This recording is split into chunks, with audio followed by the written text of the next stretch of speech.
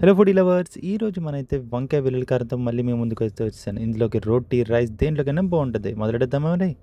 ముందుగా వంకాయలని అయితే ఇలా తీసుకుని మంచిగా ముందు ఎదరున్న ముసుగుని అయితే మనం కట్ చేసుకోవాలి. కట్ చేసుకుని ఈ విధంగానే ప్రతి వంకాయను కూడా మనం అన్ని వంకాయలు ఇలా కట్ చేసుకోవాలన్నమాట.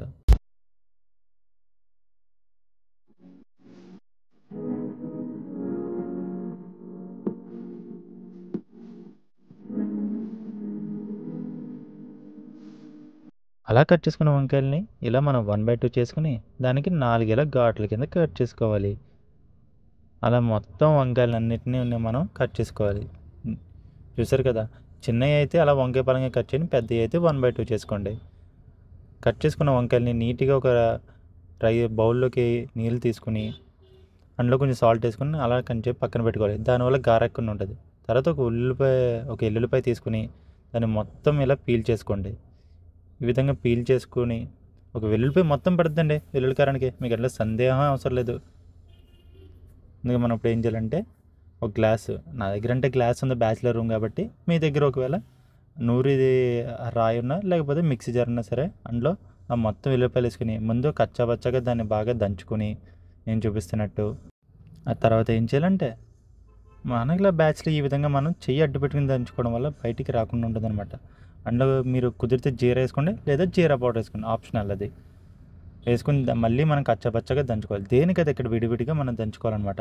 ఆ తర్వాత కొంచెం కారం, కొంచెం సాల్ట్ వేసుకుని మళ్ళీ దంచుకోవాలి. ఈ విధంగా మనం ప్రతిసారి కూడా కారం సాల్ట్ ఈ విధంగా మనం దంచుకుంటూనే ఉండాలి. అలా అయితే ఏమవుతుందంటే ఒక మంచి బెటర్ కన్సిస్టెన్సీ వస్తుంది అనమాట. కొంచెం పొడి కారంలో వస్తుంది, అది మనకు చాలా అవసరం.